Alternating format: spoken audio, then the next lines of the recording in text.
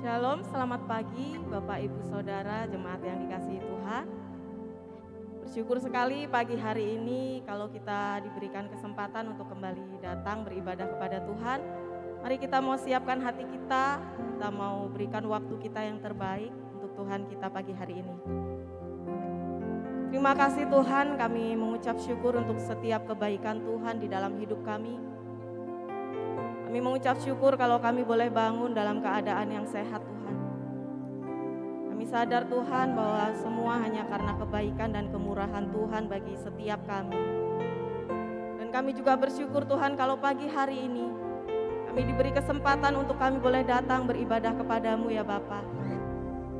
Kami mau gunakan kesempatan yang ada ini Tuhan. Untuk kami sungguh-sungguh mencari wajah-Mu. Untuk kami sungguh-sungguh Tuhan menaikkan setiap pujian syukur kami ya Bapa. Karena kami rindu Tuhan untuk menyenangkan Kau lewat setiap pujian kami Tuhan. Haleluya Yesus. Mari Bapak Ibu Saudara, kita mau naikkan syukur kita kepada Tuhan. Apapun yang kita alami belakangan ini, hari-hari ini, kita mau terus belajar mengucap syukur kepada Tuhan. Karena kita percaya di setiap ucapan syukur kita ada mujizat Tuhan, ada berkat Tuhan dicurahkan bagi setiap kita. Terima kasih Tuhan. Mari naikkan syukur-Mu kepada Tuhan.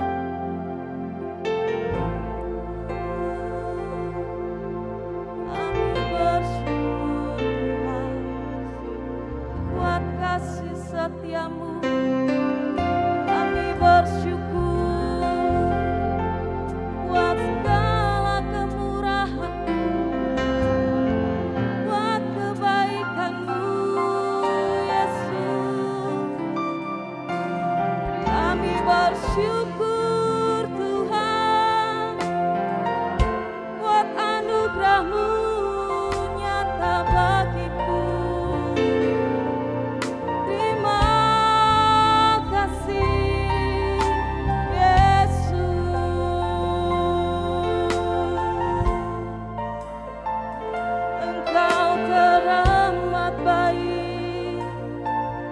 bagi hidupku. Terima kasih Tuhan. Terima kasih Tuhan. Engkau baik, Engkau baik selamanya. Engkau baik Tuhan. Kami bersyukur, kami datang menyembah-Mu. Kami menyembah-Mu Yesus, Allah yang hidup, Allah yang besar, Allah yang ajaib, Allah yang perkasa. Oh Yesus Tuhan, Engkau Allah yang kudus, Engkau layak disembah.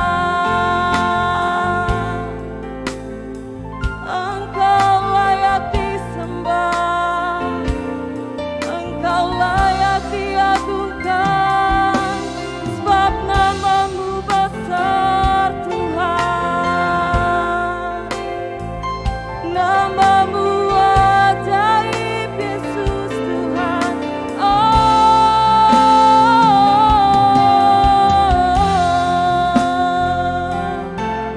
Haleluya, haleluya.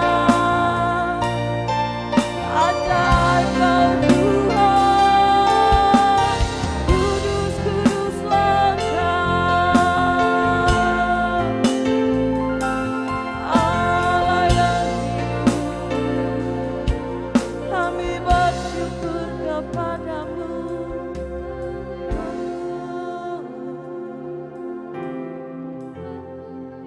Sebab Engkau Allah yang kudus Tuhan. Engkau Allah yang layak terima hormat dan pujian kami ya Bapa.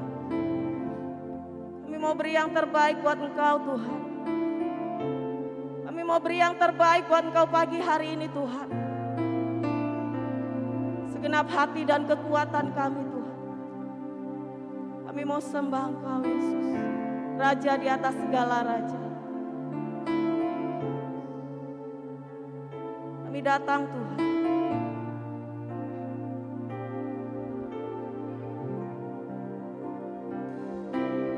Ku datang Tuhan dalam hadirat-Mu, berhiaskan kekudusan.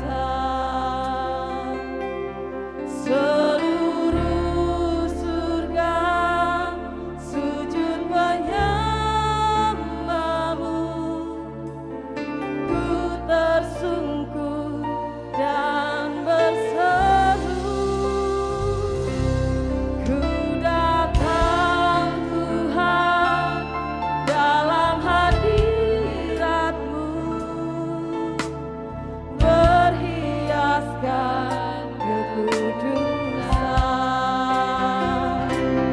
Seluruh surga sujud menyembah-Mu. Ku tersungkur dan berseru, kudus, kuduslah, kuduslah Tuhan, Allah semesta alam. Kudus, kuduslah, kuduslah Tuhan, surga bumi menyembah-Mu.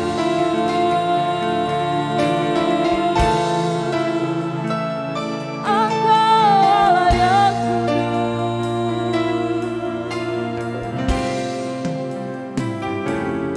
Ku datang Tuhan dalam hadirat-Mu, berhiaskan kekudusan. Seluruh surga sujud menyembah-Mu. Ku tersungkur dan berseru, kudus, kuduslah, kuduslah Tuhan, Allah semesta alam. Kudus, kuduslah, kuduslah Tuhan, surga bumi menyembah-Mu. Mari jemaat naikkan pujian ini, katakan kudus, kuduslah, kuduslah Tuhan. Yes. Allah semesta Engkaulah yang kudus Tuhan. Engkaulah yang layak disembah Tuhan. Engkau layak diagungkan Tuhan. Hati kami menyembah-Mu Yesus dengan segenap kerinduan kami. Kudus, kuduslah, kuduslah Tuhan, Allah semesta alam. Kudus, kuduslah,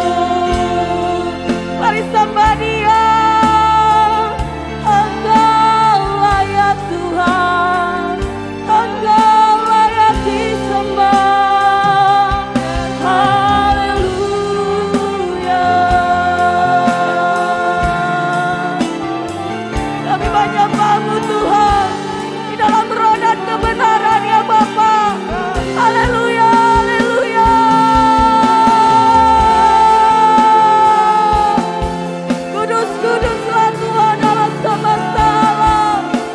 Terpujilah nama-Mu Tuhan. Haleluya, mari sembah Dia. Mari sembah Dia. Kami menyembah-Mu Yesus. Kami menyembah-Mu Yesus. Kami menyembah-Mu Yesus. Haleluya.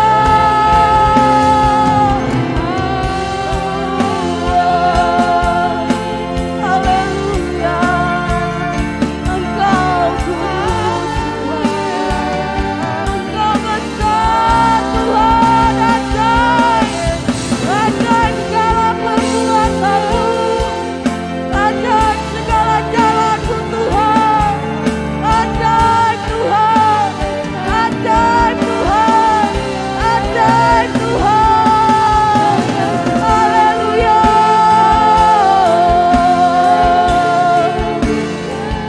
Engkau besar Tuhan. Engkau besar Tuhan. Terpujilah nama-Mu Yesus. Sebab Kaulah Allah yang kudus Tuhan. Mari jemaat saya undang untuk bangkit berdiri. Kita mau katakan di hadapan Tuhan, Kau Allah yang kudus Tuhan. Kau Allah yang kudus Tuhan. Kau layak disembah Tuhan. Kau layak diagungkan Tuhan. Mari katakan. Kau Allah yang kudus. Kau Allah yang kudus. Di tahta suci-Mu kami menyembah Tuhan. Sebab Kau layak disanjung dan ditinggikan.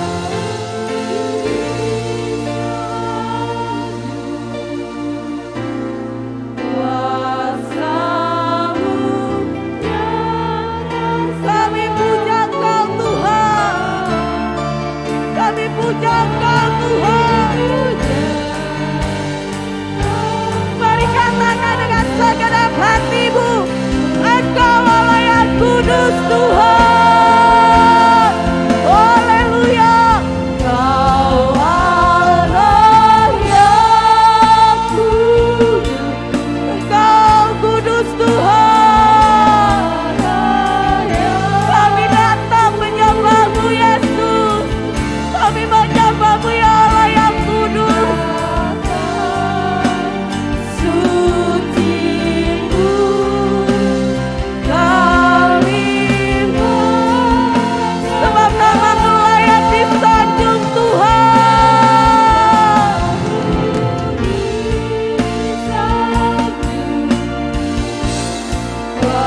Kuasa-Mu kami memuja-Mu Tuhan. Kami puja.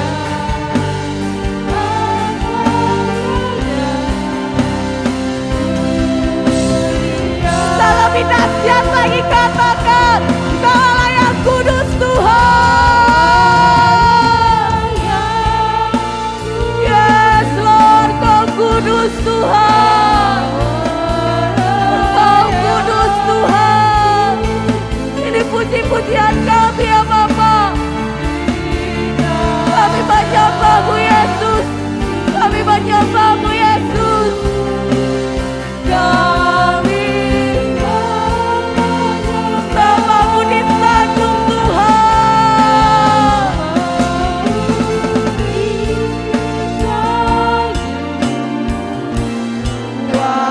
Kuasa-Mu kami puja Kau Tuhan. Kami puja Engkau.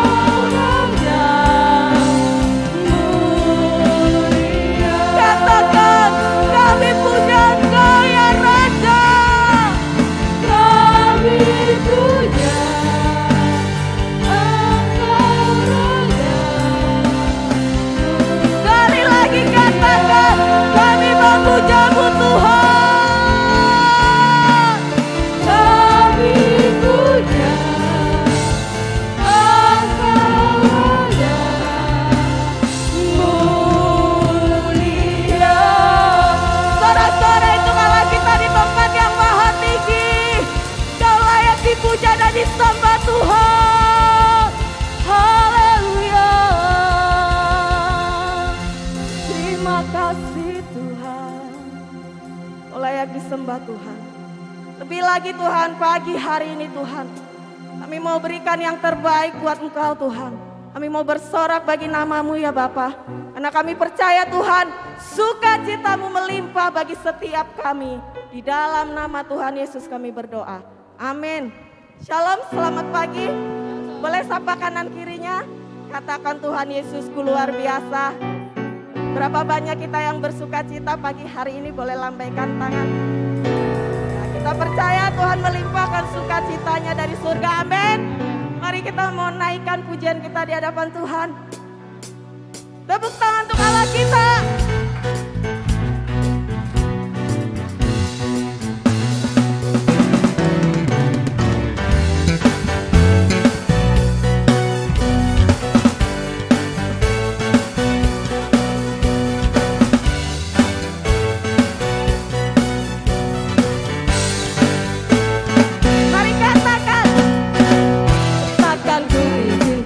Ketakutan karena imanku pada Yesus.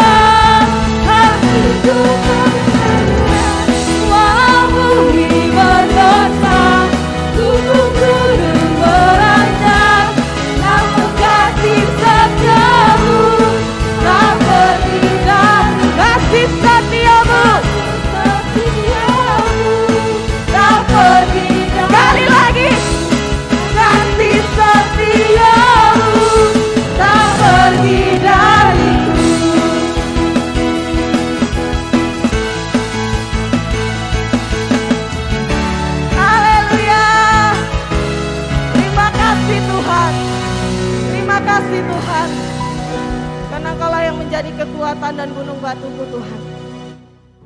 Terima kasih Bapa, ajar kami untuk terus mengandalkan Engkau.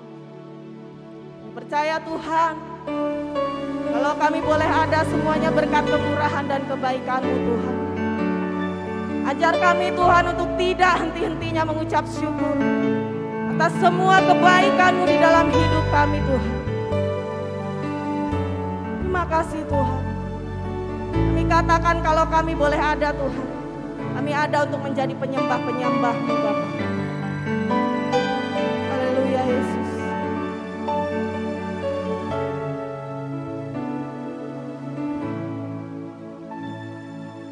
Kau hiasi kehidupanku dengan kemurahan-Mu. Kau rancangkan masa depanku penuh dengan harapan.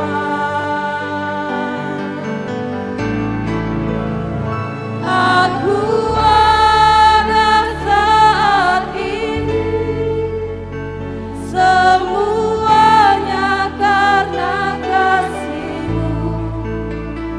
Aku hidup hari ini, semua berkat kemurahan-Mu. Terima kasih Yesus, Engkau sangat baik, teramat baik bagiku.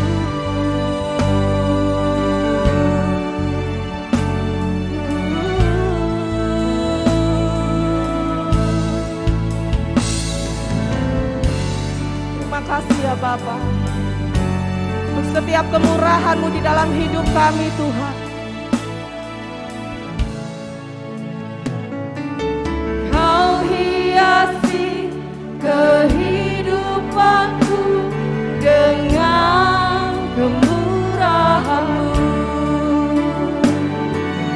Kau rancangkan masa depanku penuh dengan harapan. Aku ada saat ini, semuanya karena kasih-Mu.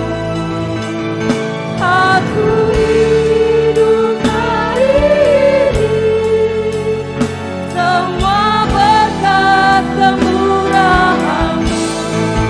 Terima kasih Yesus, Engkau sangat baik, teramat baik. Mari jemaat saja katakan di hadapan Tuhan. Aku ada saat ini, ya Tuhan, semuanya karena kasih-Mu. Aku hidup hari ini, semua berkat kemurahan-Mu. Terima kasih Yesus, Engkau sangat baik,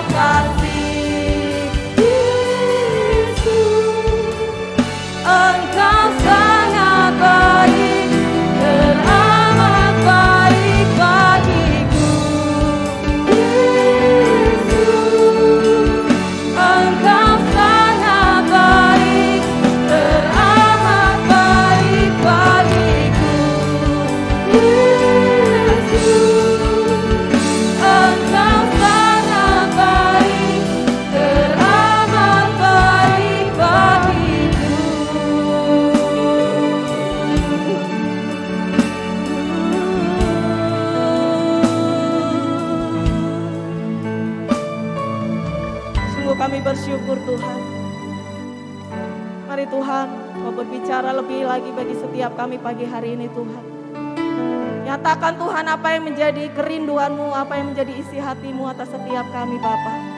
Kami siap mendengarkan dan melakukan kebenaran firman di dalam nama Tuhan Yesus. Mari katakan amin. Dipersilakan duduk.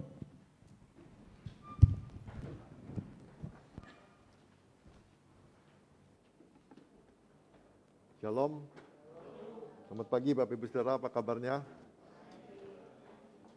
Hidup ini tema kita pilihan. Hidup ini tidak lepas dari pilihan. Apapun yang kita buat dalam kehidupan kita itu semua pilihan Bapak Ibu Saudara. Jadi saya ulang-ulangin lagi supaya kita ingat bahwa apapun yang terjadi dalam kehidupan kita itu karena pilihan kita, bukan karena situasi, bukan karena orang lain. Situasi boleh sulit, situasi boleh gampang. Kalau kita meresponinya dengan salah, situasi yang gampang pun jadi sulit, yang sulit pun jadi gampang. Semuanya tergantung daripada kita. Nah Bapak Ibu Saudara, tanggal 27 sampai tanggal 5 Juni akan diadakan doa puasa 10 hari. Kalau zaman-zaman dulu orang ngomong pencurahan Roh Kudus. Tapi saya berharap Bapak Ibu Saudara bisa ambil bagian supaya kita benar-benar memilih untuk mengalami kebugaran rohani. Ya, jadi kita benar-benar mengalami satu revival pribadi dalam kehidupan kita. Nah, berharap Bapak Ibu Saudara minimal selama 10 hari itu kita ambil 1 hari doa puasanya, minimal. Syukur-syukur bisa 10 hari. Dan berharap juga para pelayan minimal 2 hari. Dan berharap juga staf full timer 3 hari. Ya dong, kan harus lebih afdol kan. Kalau jemaat kita minta 1 hari, ya pelayan-pelayan 2 hari lah. Nanti Bapak Ibu dikirimin apa dan bagaimana doa puasa dan panduannya juga dikirimin. Jadi Bapak Ibu juga nanti mungkin dikirimin juga Google Form. Bapak Ibu tolong diisi doa puasanya hari apanya. Ya, jadi saya berharap benar-benar biarlah lewat 10 hari ini kita bisa mengalami satu pembaharuan dalam kehidupan kita, terkhususnya dalam rohani kita. Oke? Pagi hari sama-sama kita pengen bahas tentang bertanggung jawab atau blame game. Nah Bapak Ibu Saudara, game yang paling favorit itu bukan soliter, bukan Angry Bird, bukan juga Candy Crush, tapi blame game. Apa sih blame game? Blame game itu adalah mempersalahkan situasi atau orang lain atas kesalahan yang ia lakukan sendiri. Nah Bapak Ibu, blame game ini merupakan salah satu bentuk yang sangat populer dari sikap tidak bertanggung jawab. Semua orang, hampir rata-rata semua orang ini senang ngelakuin ini. Bukan cuma di gereja, bukan cuma di rumah, di mana-mana. Ya kan, di perusahaan kah, di mana-mana, semua orang senang. Ketika kita buat salah, orang lain yang kita salahin. Ketika kita buat yang nggak benar, orang lain kita salahin. Kita pandai mencari kambing hitam, Bapak Ibu Saudara. Ya kan, jadi kita nggak mau disalahin.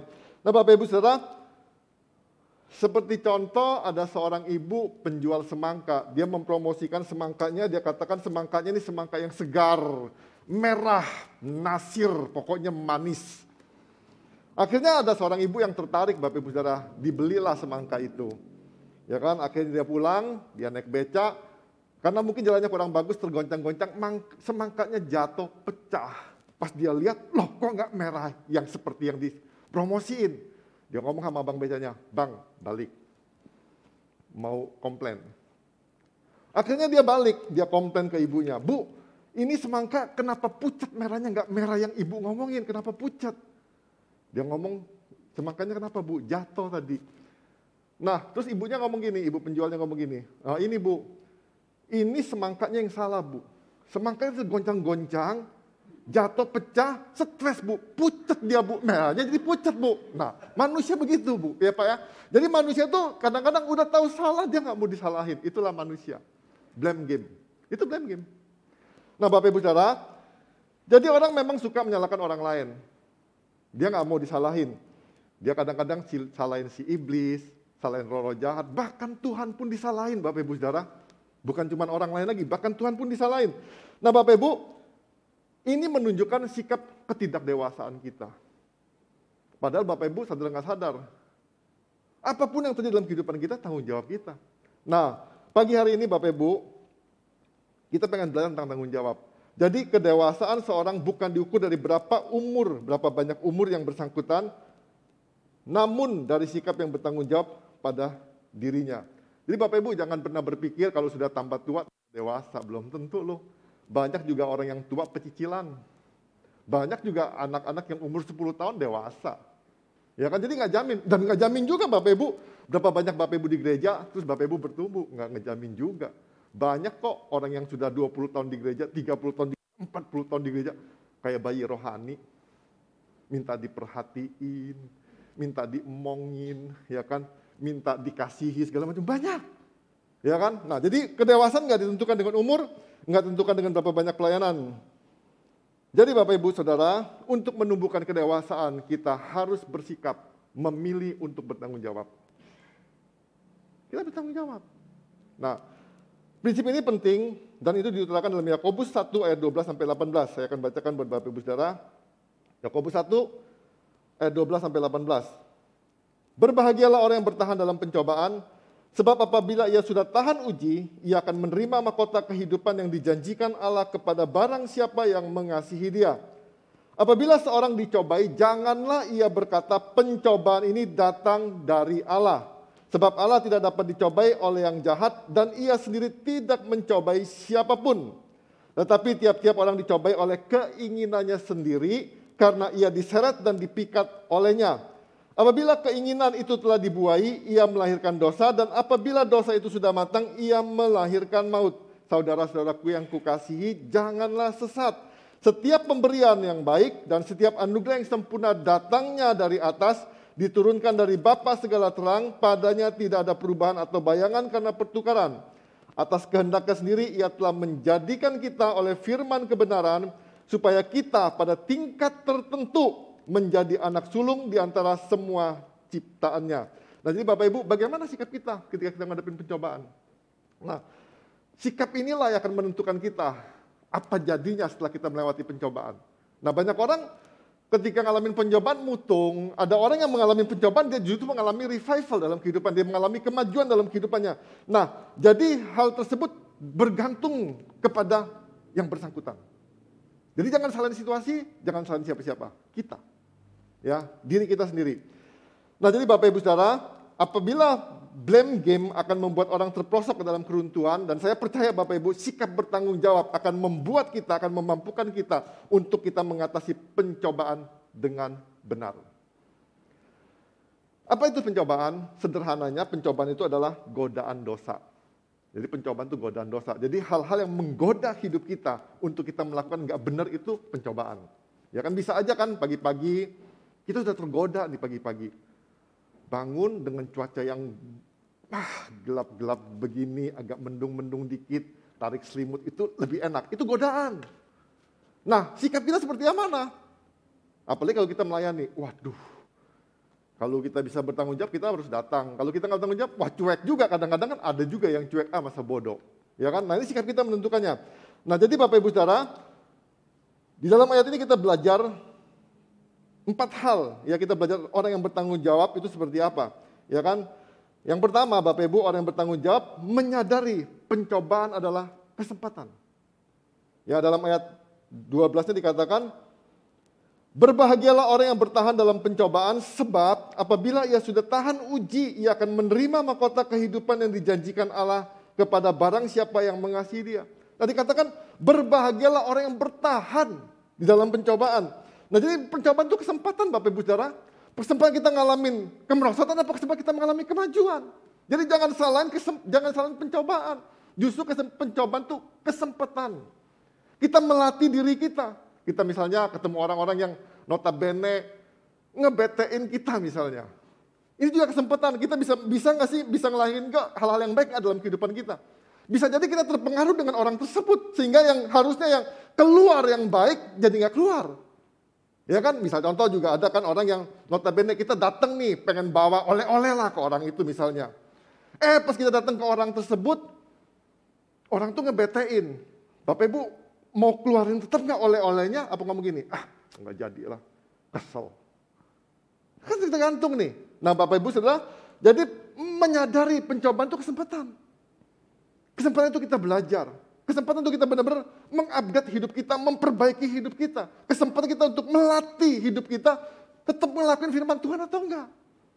Nah kadang-kadang kita salahin orang kan, kita nggak mau disalahin. Itu yang tadi saya katakan, semua orang tuh nggak mau loh Bapak Ibu disalahin.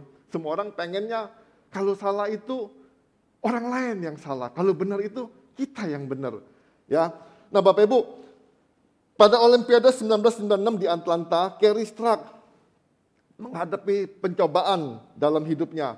Nah, waktu dia hampir sampai di garis akhir untuk menentukan dapat emas atau enggak emas, kakinya tuh terluka. Dan dia tuh berpikir, udahlah nggak bisa buat apa-apa lagi. Dia tuh senang, dia nggak bisa buat apa-apa. Tapi dia tuh penentu untuk dapat emas atau nggak dapat emas. Pelatihnya ngomong gini, kamu bisa, kamu mampu. Tapi lihat kakinya dia nggak bisa. Akhirnya dia percaya dengan apa kata pelatihnya. Dia percaya dengan apa kata pelatihnya, dia mampu. Akhirnya dia keluar dengan jalan tertati-tati. Dan itu menarik perhatian para penonton. Tapi ketika itu dia mulai melakukan apa yang ditugas dia dengan sempurna, dengan baik.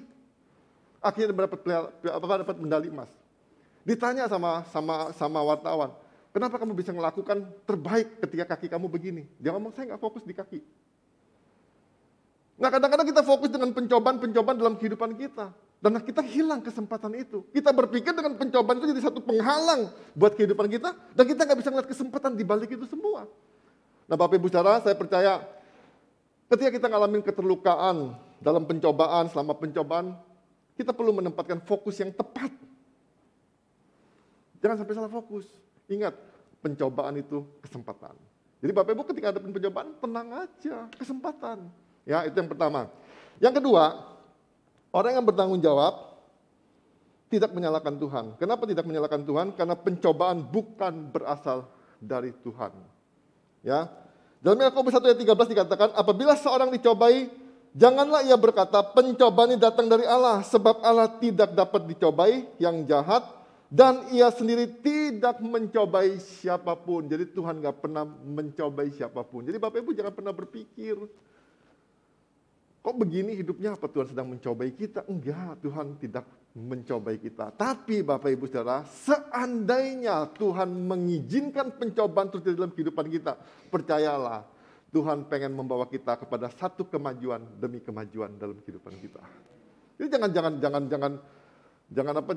aduh Tuhan kok begini ya segala macam. Nah dari ayat 14-nya dikatakan begini Bapak Ibu Saudara, tetapi tiap-tiap orang dicobai oleh keinginannya sendiri. Jadi keinginan kita sendirilah yang mencobai hidup kita. Bukan Tuhan, bukan orang lain, bukan situasi kitanya. Kenapa kita tergoda? Ya misalnya pria-pria nih, kenapa sih kok bisa jatuh kepada wanita-wanita lain? Bukan gara-gara wanita-wanita yang lebih cantik, bukan loh Bapak Ibu Saudara. Kalau Bapak Ibu perhatiin ya, kebanyakan selingkuhannya itu lebih jelek daripada istrinya. Loh bener loh. Bapak Ibu nanti cek lah kalau nggak percaya. Tapi jangan sampai tergoda. Jangan sampai tergoda. Boleh cek tapi jangan tergoda ya. Nah maka dikatakan, jangan salahin Tuhan. Tuhan tuh nggak pernah mencobai kita. Tuhan tuh nggak pernah menggoda kita. Tuhan tuh nggak pernah menyodorkan sesuatu hal yang notabene-nya Tuhan tahu kita nggak mampu. Tuhan sodorin kita. Enggak, Tuhan nggak pernah. Kalau Tuhan mengizinkan pun saya percaya Tuhan tahu nih kapasitas kita, Tuhan tahu nih kemampuan kita, Tuhan tahu nih kekuatan kita. Sehingga kita sanggup melampaui atau melewati godaan tersebut. Ya jadi Bapak Ibu, jangan sampai kita salahin Tuhan. Jadi kita harus benar-benar menyadari pencobaan bukanlah dari Tuhan, tapi dari diri kita sendiri. Ya, jadi kalau Bapak Ibu nggak bisa ngomong gini, habis sih Pak, saya lihat dia seksi Pak. Habis Pak, saya lihat makanannya enak Pak. Jangan salahin, kitanya yang salah. Kenapa mau tergoda? Ya, jadi Bapak Ibu, sama seperti orang mau diet pizza nih, mau diet makan, pokoknya pengen diet lah, nggak mau makan sembarangan. Terus dia berdoa sama Tuhan, Tuhan saya mau diet. Tapi Tuhan kalau Tuhan izinkan saya makan pizza hari ini Tuhan, saya makan Tuhan, tapi dengan catatan Tuhan, kalau saya datang ada tempat parkir Tuhan, saya makan, itu Tuhan izinin. Akhirnya dia keluar, dia keliling satu kali tempat pizza, penuh parkiran. Dia keliling lagi satu kali lagi, kayaknya belum tentu nih. Yang ketiga, coba yang ketiga. Dia keliling lagi yang ketiga, sampai yang ke-8 ada tempat parkir Bapak Ibu Saudara. Dia masuk, dia ngomong Tuhan izinin. Apa betul Tuhan izinin? Nah kadang-kadang kita kan yang memaksakan diri tergoda untuk hal seperti itu. Dan kita salahin Tuhan kalau kita jadi nggak jadi diet. Karena Tuhan izinin ada parkir di putaran ke-8. Siapa yang salah? Tuhan kan? Apa kita? Kita ngomong, oh, kita udah berdoa loh, Tuhan izinin lu kebuka tuh parkir. Nah Bapak itulah manusia Bapak Ibu ya.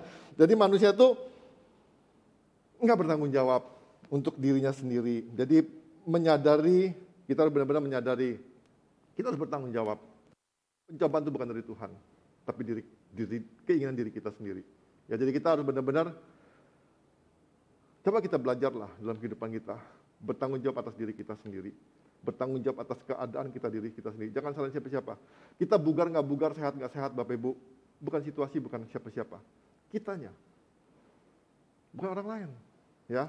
Yang ketiga, orang yang bertanggung jawab akan berhati-hati dengan pencobaan.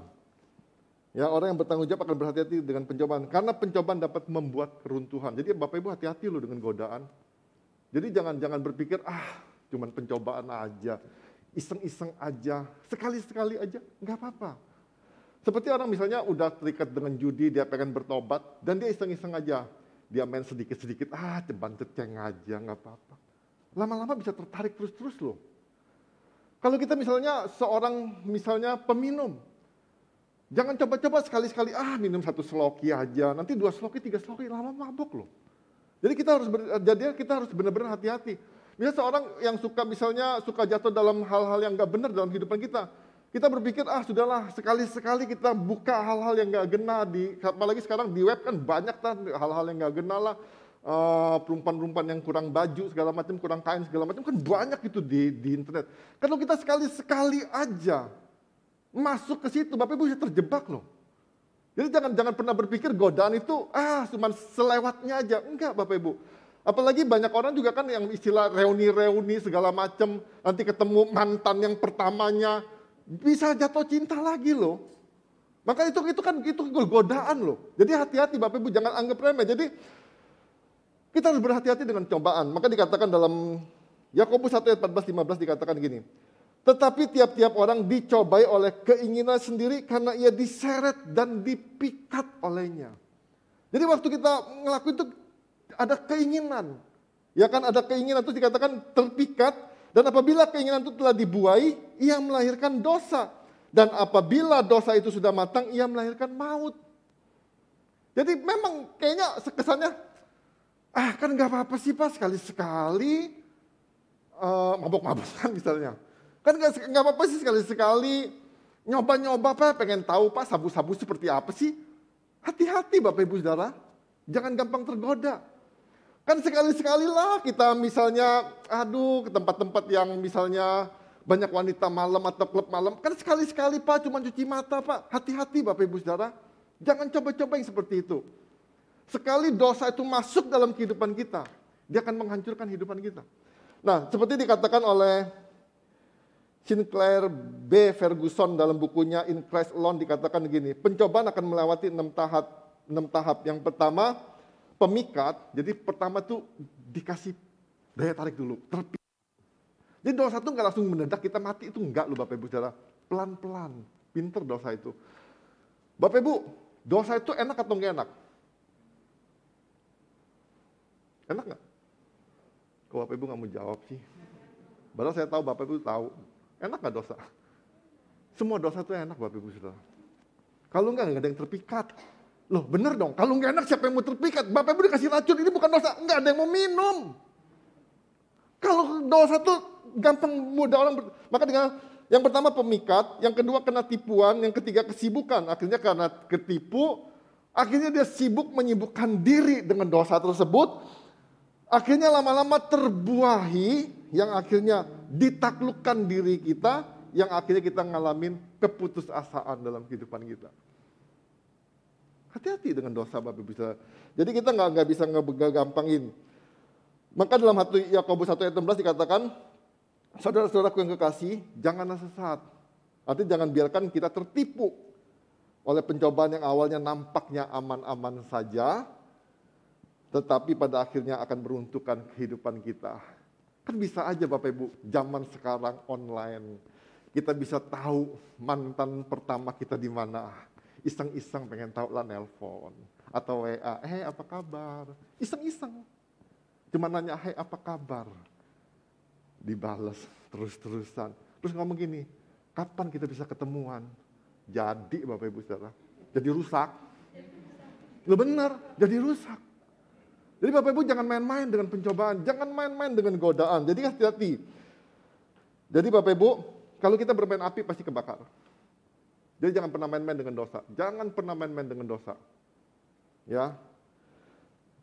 Kalau kita main-main dengan dosa, itu pasti ngancurin kita. Sama dengan saya ceritain satu ilustrasi tentang bibit pohon beringin. Jadi bibit pohon beringin, biji beringin itu kan kecil. Dia berkata kepada pohon palem, dia ngomong gini, saya itu udah bosan hidup terombang-ambing kemana-mana. Boleh nggak izinin saya sebagai biji yang kecil itu nempel di bagian-bagian pohon palem, ya kan? Pohon palem berpikir begini, cuman kecil, nggak apa-apa. Dia ngomong boleh, silakan, ya kan? Tetaplah selamanya yang kamu suka, itu jawaban pohon palem. Segera pohon itu melupakan semua tamu-tamu kecilnya. Dia udah nggak pusingin, tamu kecil, ya kan? Dia nggak pusingin. Segera setelah itu biji beringin ini mulai berakar dan bertumbuh. Dan akhirnya apa? Membuat pohon palem ini gerah. Pohon palem ngomong begini, kamu harus keluar. Dia ngomong, gimana saya bisa keluar? Saya sudah sebesar ini. Kalau saya keluar, saya membunuh kamu. Pohon palem nggak bisa buat apa-apa. Akhirnya daunnya kering, pohon palemnya mati, beringinnya tumbuh. Sama dengan dosa. Dosa itu kecil, Bapak Ibu Saudara. Ya kan? Dosa ngelirik-lirik cewek itu kecil. Kita ngomong, itu kan keindahan alam. Ya kan? Kita minum-minum sedikit kan nggak apa-apa, Pak. Nggak memabukkan. Kecil. Tapi Bapak Ibu, kalau Bapak Ibu diamin terus-menerus membiarkan tumbuh dalam kehidupan kita. Lama-lama dosa-dosa itu menghimpit hidup kita, membuat kita mati. Ketika kita mengusir, kita sudah nggak berdaya lagi. Kita sudah terikat, kita sudah terpikat. Yang ada kita suatu saat kita mati oleh dosa itu. Masalah kecil. Jadi Bapak Ibu hati-hati, ya kan? Jangan pernah mengabaikan hal-hal kecil. Jadi hati-hati dengan pencobaan, hati-hati dengan godaan. Sekecil apapun juga. Apalagi kita pernah jatuh di situ, punya lemahnya di situ. Hati-hati. Kalau kita pernah lemah jatuh dengan perempuan misalnya, jangan coba-coba dekat-dekat perempuan. Saya nggak kasalahin perempuan, bukan. Tapi kita punya kelemahan di situ, nggak usah coba-coba lah. Kalau kita misalnya punya kelemahan dengan judi, ketika teman-teman main judi, hindarin. Jangan ikut lihat-lihat. Pertama lihat-lihat, tertarik, ada duit dikit, ikutlah. Jadi hati-hati Bapak Ibu, jangan pernah main-main dengan pencobaan, ya kan? Yang keempat, orang yang bertanggung jawab menyadari pencobaan dapat diatasi. Jadi Bapak Ibu, badai pasti berlalu, ya kan? Pencobaan itu nggak selama-lamanya dalam kehidupan kita, pasti ada masanya, pasti ada selesainya. Nah memang nggak dapat dipungkiri Bapak Ibu Saudara, pencobaan itu selalu datang dan berusaha memikat hidup kita. Semua. Jadi siapapun kondisi kita, keberadaan kita tuh, dosa itu selalu memikat hidup kita. Dan dia datang tiba-tiba, sekonyong-konyong. Dosa itu seakan-akan gini loh, dia tahu banget waktu-waktu lemah kita. Contoh misalnya gini, Bapak Ibu, kapan misalnya, kita misalnya ribut nih suami istri. Udah ribut-ribut gini, ada aja bisa, inget mantan. Wah dulu dia baik banget sama saya lah, segala macam. Dia mulai WA. Hati-hati Bapak Ibu Saudara. Ya, dia tahu banget loh posisi-posisi kita waktu kita lemah. Tapi Bapak Ibu percayalah, pencobaan pasti bisa diatasi. Jadi menyadari pencobaan dapat diatasi. Nah di dalam Yakobus 17:18 dikatakan begini. Setiap pemberian yang baik dan setiap anugerah yang sempurna datangnya dari atas, diturunkan dari Bapa segala terang, padanya tidak ada perubahan atau kebayangan karena pertukaran. Atas kehendaknya sendiri ia menjadikan kita oleh firman kebenaran supaya kita pada tingkat tertentu menjadi anak sulung di antara semua ciptanya. Nah Bapak Ibu, Yesus sendiri sebagai Tuhan, waktu datang di dunia aja dicobain sama iblis. Tuhan aja dicobain, apalagi kita Bapak Ibu Saudara. Jadi kita nggak bisa ini. Terus kita gimana caranya? Apa kita benar-benar harus fight, harus kita nantangin godaan segala macam? Waktu zamannya Yusuf ketika datang godaan sama istrinya Potifar, Yusuf nggak nantangin. Mana istri Potifar? Mana istri Potifar? Enggak, dia kabur. Nah kita juga nggak bisa petang benteng ketika dihadapin godaan, kita tantang mana, nggak bisa. Kita justru kan kita benar-benar kalau bisa memang menghindar, melarikan diri. Ya kan, Yesus pun dicobai ya. Jadi pencobaan sendiri itu bukan merupakan dosa. Pencobaan, ingat ya, pencobaan itu bukan dosa. Tapi ketika pencobaan itu dibuahi, dia akan melahirkan dosa. Jadi judi, ketika kita nggak main, ya judi itu jadi nggak dosa. Karena kita nggak main kan. Tapi ketika kita mulai masuk di situ, jadi penjudinya, ya kita sudah terpikat, kita sudah mulai membuahinya. Judi memang nggak benar Bapak Ibu. Nah jadi kita benar-benar ekstra hati-hati. Nah di ayat ini jelaskan mengatasi pencobaan, maka kita harus benar-benar bukan nantangin pencobaan, tapi kita benar-benar belajar ngelakin, melari gitu ya, lari dari dosa. Nah dikatakan dalam 2 Timotius 2 ayat 22 dikatakan itu, sebab itu jauhilah nafsu orang muda. Jadi kita benar-benar, kita tahu nih lemah di sini. Maka saya katakan tadi, kalau kita lagi diet, jangan coba-coba siapin makanan-makanan pembuka. Kita ngeliatin terus makan pembuka, waduh enak nih nanti kalau buka makan ini. Ya kan sama dengan kita besok mau puasa nih. Bapak Ibu nggak usah siap-siapin menu buka puasanya, nggak usah. Ini Bapak Ibu beli selai dulu nanti, habis ini makan ini, habis ini makan ini, habis ini makan ini. Bapak Ibu jadi nggak puasa nanti. Loh benar. Jadi nanti kalau kita mau puasa tanggal 27, Bapak Ibu nggak usah siapin apa-apa. Jangan ditulis menu hari pertama. Pisang goreng apa segala macam. Bapak Ibu nggak diet, nggak puasa. Nikmatin aja, mulain bersama Tuhan. Maka ada panduannya nanti dikirim. Ya, jadi Bapak Ibu, jadi kita benar-benar praktekin. Nah, di dalam ayat yang Yakobus 1 ayat 17-18 ini, untuk mengatasi pencobaan kita harus yang pertama mengingat bahwa Tuhan itu baik. Nah, jadi Bapak Ibu sadarin bahwa pencobaan itu pasti dapat diatasi. Kenapa? Karena Tuhan itu baik. Jadi Tuhan itu gak bakal membiarkan kita ketika digoda, ketika dicobain. Gak mungkin. Seperti kita lah sebagai papa atau sebagai mama, sebagai orang tua. Ketika kita lihat anak kita digoda, kita ngomong gini, kita liatin aja deh. Kita syukurin kalau bisa. Gak bisa begitu Bapak Ibu. Saya percaya Tuhan itu baik. Nah maka dikatakan dalam Yakobus 1 ayat 17 dikatakan ini. Setiap pemberian yang baik dan setiap anugerah yang sempurna datangnya dari atas, diturunkan oleh Bapa. Ya kan, diturunkan oleh Bapa segala terang. Padanya tidak ada perubahan atau bayangan karena pertukaran. Jadi Bapak Ibu saudara, untuk mengatasi pencobaan kita harus mengingat bahwa Tuhan itu baik. Nah Bapak Ibu, karena Tuhan itu baik Bapak Ibu saudara, kita tuh gak tega lah ngelukain Tuhan. Loh ya dong. Kadang-kadang Bapak Ibu kalau kita ngomong sama sesama manusia aja, sesama teman aja, orang yang sudah baik banget sama dia, sudah baik banget sama kita untuk melukain aja kita nggak tega, nggak rela. Bahkan kalau ada yang lukain dia, kita bela-belain loh. Sampai ngomong gini, nyawa pun kuberi. Nah, kalau Tuhan yang baik tadi, ya, kalau Tuhan benar-benar baik banget sama kita, kita sadar bahwa Tuhan itu benar baik, anugerahnya melimpah dalam kehidupan kita. Bapak Ibu, kalau kita mau buat dosa, ingat dong, Tuhan yang baik. Jangan lukain Tuhan, jangan buat Tuhan kecewa. Dia baik banget sama Bapak Ibu Saudara. Ya, jadi kita benar-benar ingat Tuhan itu baik.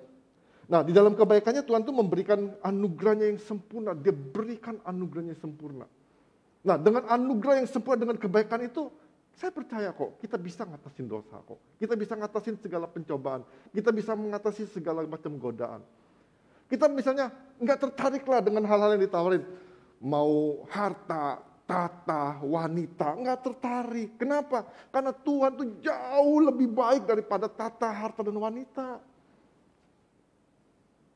Dan saya percaya orang-orang yang terikat di situ, wah, dia nggak ngerasain kebaikan Tuhan.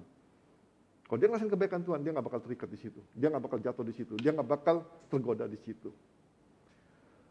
Saya juga percaya Bapak Ibu Saudara, kalau saya punya istri yang baik sama saya, dan dia baik, maka saya nggak pernah selingkuh Bapak Ibu, karena dia baik.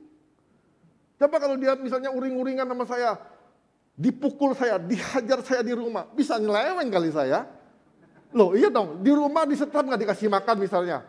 Ya kan, lu makan 1 kali aja, sore, lu harus kerja bakti segala macam. Oh bisa kabur saya dari rumah, tapi karena dia baik, maka saya nggak begitu. Loh saya nggak melukain dia dong, karena dia baik. Nah sama saya percaya juga, Tuhan tuh baik Bapak Ibu Saudara, Tuhan tuh baik. Dia baiknya melebihi manusia. Dia baiknya melebihi istri, dia baiknya melebihi suami, dia baiknya melebihi dari orang tua kita. Ya, itu yang pertama. Jadi untuk menghadapi percobaan ini kita harus yang kedua, mengingat bahwa kita adalah anak-anak Allah. Yakobus 1 ayat 18 dikatakan gini. Atas kehendaknya sendiri ia telah menjadikan kita oleh firman kebenarannya, dikatakan ini, supaya kita pada tingkat tertentu. Pada tingkat tertentu. Saya percaya begini ya. Hidup itu proses. Hidup itu proses. Posisi kita dikatakan pada tingkat tertentu. Ya kan artinya gini, sepanjang perjalanan kita sampai titik tertentu. Nah dikatakan gini, menjadi anak sulung di antara semua ciptaannya. Nah di dalam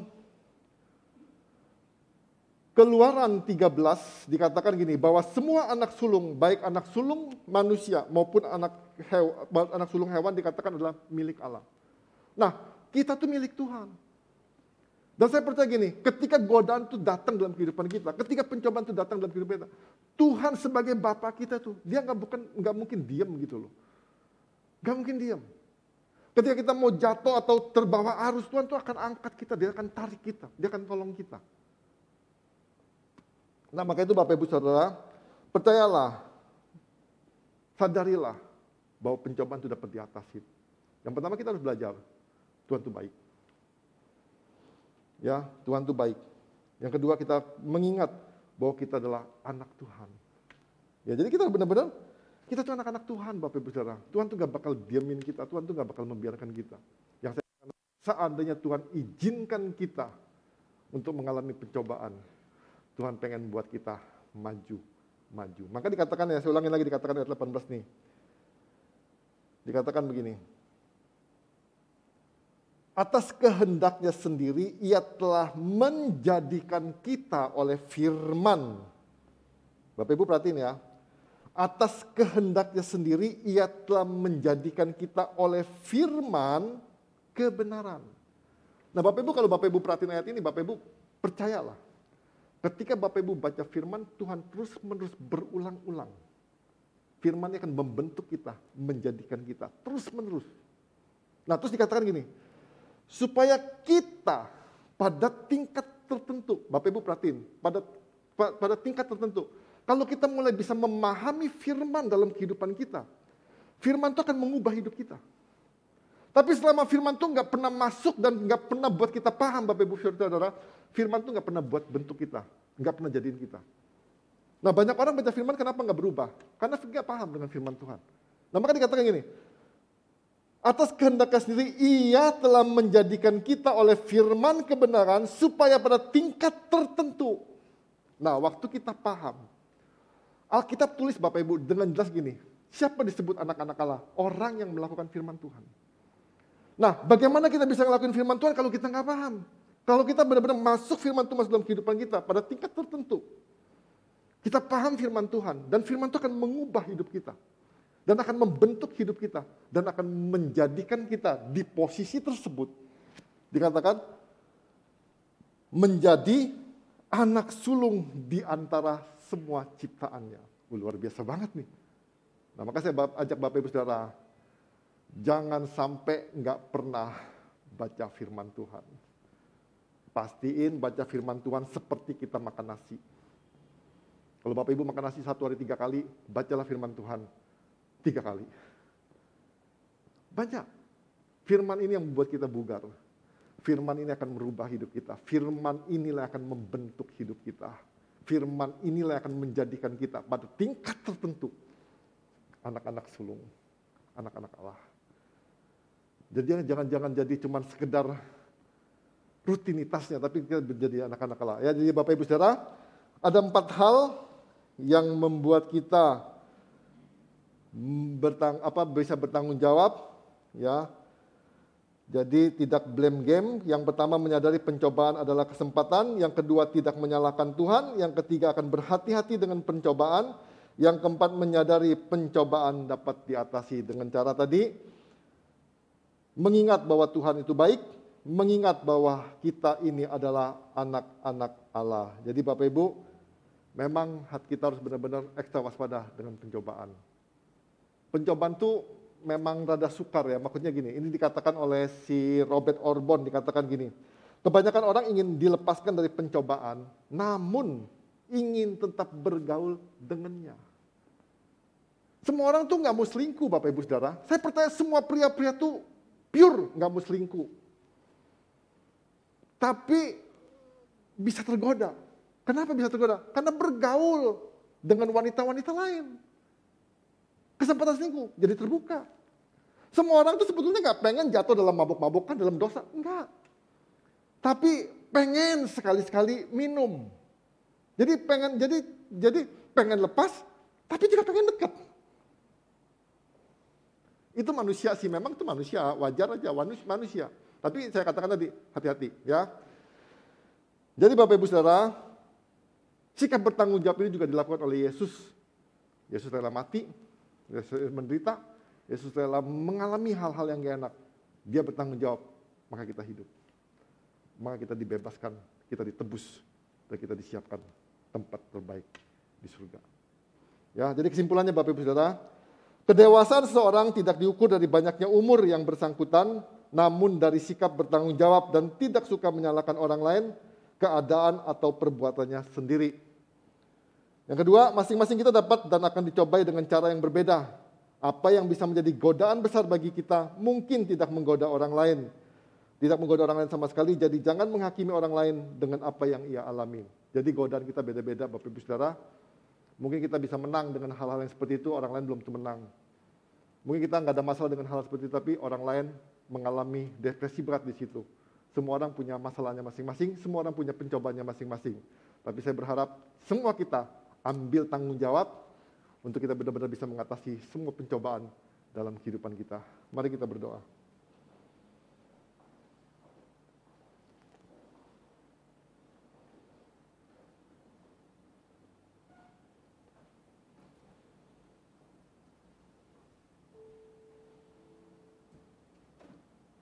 Mari kita tundukkan hati kita sebentar, kita renungkan sebentar dalam kehidupan kita.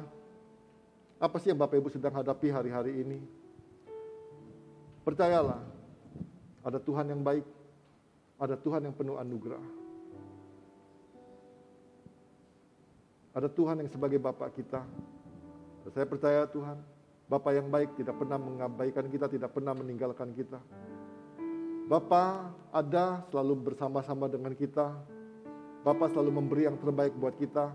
Bapak selalu berusaha untuk melindungi kita. Bapak berusaha untuk tidak pernah meninggalkan kita. Biarlah pagi hari ini, apapun pencobaan yang kita hadapi, apapun godaan yang kita hadapi dalam kehidupan kita, percayalah, ketika kita ambil sikap tanggung jawab, saya percaya, itu kesempatan untuk kita boleh mengalami kemajuan. Itu kesempatan untuk kita boleh menerima sesuatu yang baik daripada Tuhan. Dan kita juga menyadari godaan itu bukan dari Tuhan. Godaan itu bukan dari Tuhan. Kita juga mau benar-benar menyadari Bapak Ibu Saudara bahwa apapun pencobaan dalam kehidupan kita, apapun godaan dalam kehidupan kita, suatu saat semua itu akan berlalu. Semua itu akan berlalu Bapak Ibu Saudara. Mari Bapak Ibu Saudara, kita mau benar-benar belajar, kita benar-benar mau melakukan apa yang benar di hadapan Tuhan. Dan jangan pernah sekali-sekali kita anggap remeh dengan benih-benih yang kecil, benih-benih godaan dalam kehidupan kita. Sekali kita terikat di situ, kita akan mati. Kita nggak bisa buat apa-apa, kita akan mengalami kekeringan dalam rohani kita. Kita akan mengalami kekeringan dalam jasmani kita. Biarlah pagi hari ini kita boleh mengoreksi hidup kita, kita boleh mengoreksi diri kita. Biarlah pagi hari ini kita mau katakan sama Tuhan, Tuhan, apapun kondisi hidup saya mau ambil tanggung jawab ini Tuhan. Saya mau merubah hidup saya lewat firman-Mu. Biarlah firman kebenaran-Mu itu Tuhan yang membentuk kami, yang menjadikan kami Tuhan. Sehingga pada tingkat tertentu Tuhan, kami boleh menjadi anak-anak sulung-Mu Tuhan Yesus. Kami boleh menjadi teladan, kami boleh menjadi terang Tuhan. Kami boleh menjadi garam buat orang lain Tuhan Yesus. Bapa, kami berdoa Tuhan, berkati segala pergumulan dalam keluarga kami Tuhan Yesus. Kami berdoa untuk para suami, biar menjadi imam, raja, dan nabi di tengah-tengah keluarga mereka. Kami juga berdoa untuk para istri Tuhan, biar mereka boleh menjadi penolong yang takut akan Tuhan, penolong yang menyukakan Engkau ya Tuhan. Kami juga berdoa untuk anak-anak Tuhan Yesus, biar ada anak-anak yang tunduk, yang taat kepada orang tuanya, yang hormat kepada orang tuanya.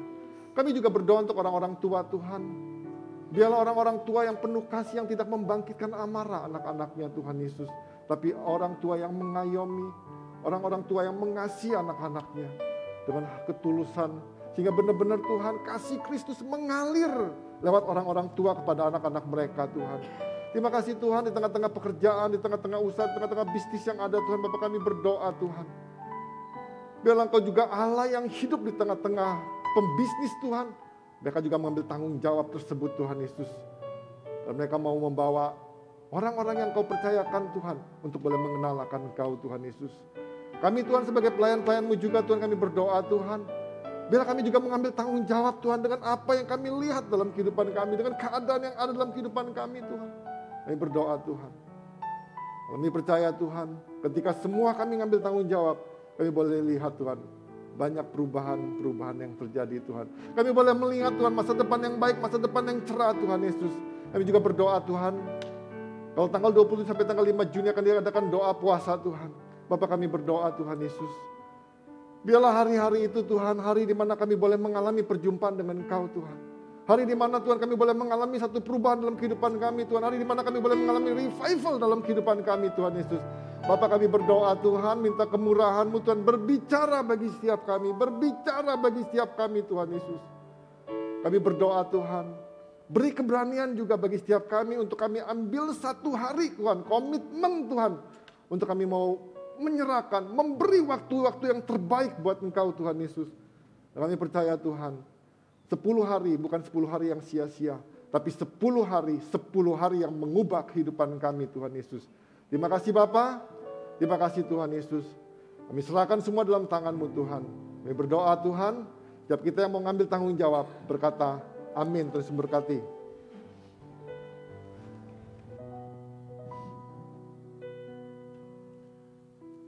Baik, Bapak Ibu Saudara, kita akan menyaksikan beberapa pengumuman sepanjang minggu ini.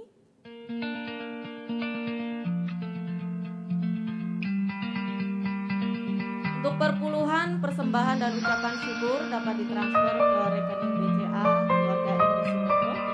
Berikut adalah laporan perpuluhan dan persembahan.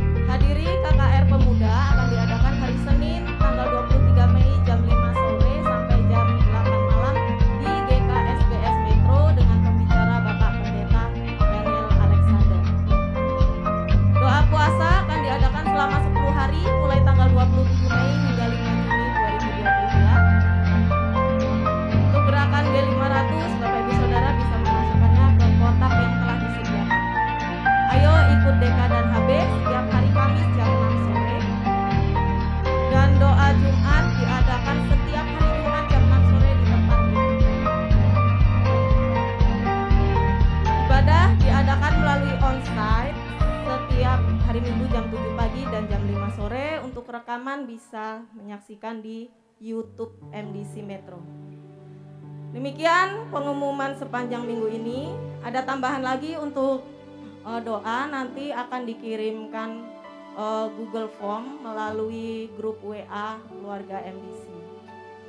Mari saya undang untuk bangkit berdiri, kita akan akhiri ibadah kita pagi hari ini. Kita mau bersyukur kepada Tuhan.